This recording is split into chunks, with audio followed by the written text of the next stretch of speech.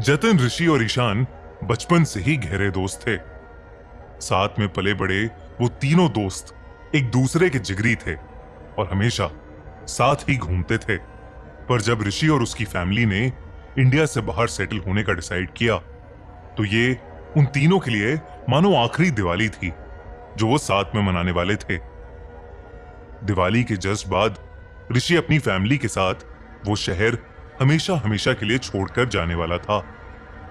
तीनों ही चाहते थे कि ये दिवाली उनके लिए यादगार रहे।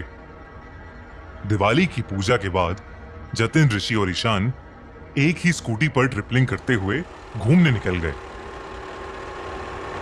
उनको क्या पता था कि उनकी ये राइड उन्हें एक ऐसी जगह पहुंचा देगी जहां किसी भी इंसान को नहीं जाना चाहिए था। कुछ दूर जाकर एक खाली सी जगह पर ऋषि ने स्कूटी रोकी और स्कूटी की डिग्गी में से बहुत सारे पटाखे निकाले।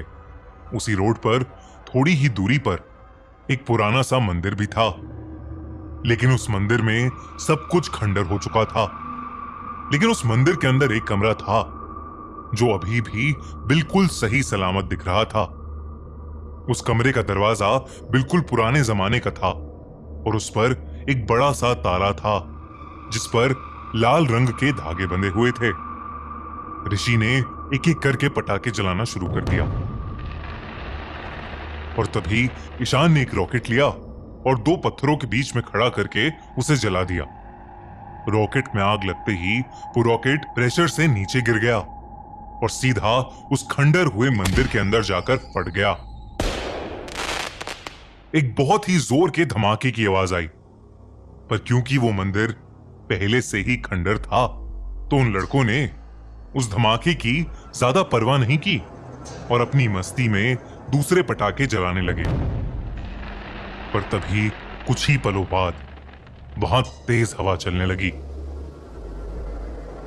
इतनी तेज कि जिन कैंडल से वो पटाखे जला रहे थे वो भी बुझ गईं। वो हवा देखते ही देखते इतनी तेज हो गई कि जैसे कोई तूफान उन लड़कों की तरफ आ रहा हो। उनके लिए वहां खड़े रहना भी मुश्किल हो गया था। तभी अचानक से वो हवा रुक गई और वहां बिल्कुल सन्नाटा हो गया। ऋषि और जतिन ने एक दूसरे को देखा पर उन्हें ईशान कहीं नहीं दिख रहा था। उन्होंने उसे आवाज लगाई पर उन्हें वो कहीं मिल ही नहीं रहा था। तभी उन्हें ईशान के दर्द से कराहने की आवाज आई। वो आवाज उसी खंडर हुए मंदिर के अंदर से आ रही थी। ऋषि और जतिन दौड़कर वहां पहुंचे तो उस खंडर के पत्थरों के ऊपर ईशान लेटा हुआ था और उसके पेट पर बड़े बड़े नाखूनों के निशान थे। उसके पेट से बहुत खून बह रहा था। जतिन की नजर मंदिर के अंदर गई तो जो दरवाजा पहले बंद पड़ा था अब पूरी तरह से टूटा हुआ था। उन्हें कुछ भी समझ नहीं आ रहा था कि तभी ईशान की आंखें बंद होने लगीं। अपने घाव की वजह से वो कुछ बोल भी नहीं पा रहा था और इसलिए उसने घबराई हालत में मंदिर की छत की ओर इशारा किया और जैसे ही जतिन और ऋषि पलटे उनकी रूह ही कांप गई। मंदिर की छत पर एक दानव जैसा दिखने वाला भयानक जीव चिपका हुआ था। उसका पूरा शरीर जली हुई चमड़ी जैसा था और उसकी आंखें एकदम सफेद थीं। जैसे ही ऋषि और जतिन ने उसे देखा वो अजीब तरीके से उन्हें देखकर चीखने लगा। वो तीनों बहुत ही बुरी तरह डरे हुए थे। ऋषि और जतिन ने ईशान को उठाया और उस मंदिर से बाहर भागे। वो अजीब सा दानव भी उनके पीछे भागता हुआ छत से नीचे आ गया। उन तीनों को अपनी मौत नजदीक आते दिख रही थी। ईशान को उठाकर भागना बहुत मुश्किल हो गया था और बहुत ज्यादा खून बहने की वजह से ईशान अपने होश भी खोने लगा था। जैसे तैसे करके वो तीनों उसी रोड पर भागते गए। कुछ देर तक भागने के बाद उन्होंने देखा कि वो जीव अब उनके पीछे नहीं था। वो तीनों और तेज भागे और तभी उनको रोड के ऊपर एक खंडर दिखा। जतिन की नजर सामने रोड पर गई तो उनकी स्कूटी वहीं खड़ी थी। ये देखकर वो बहुत डर गए, क्योंकि इसका मतलब था वो वहीं पर वापस आ गए थे जहां से भागकर वो निकले थे। और जो खंडर उन्हें दिख रहा था वो वही खंडर हुआ मंदिर था जहां पर उन्हें वो राक्षस दिखा था। उस मंदिर के बंद दरवाजे के अंदर एक छोटा सा कमरा था जहां एक मूर्ति लगी थी, और वो मूर्ति किसी और की नहीं बल्कि उसी दानव की थी जो उनके पीछे पड़ा था। उस मूर्ति के नीचे लिखा था जय खंगूर देव। वो तीनों बेहद डर गए थे। उन्हें समझ नहीं आ रहा था कि वो कहां पहुंच गए हैं। ऋषि ने मदद के लिए अपना फोन निकाला, पर उसके फोन में नेटवर्क ही नहीं था।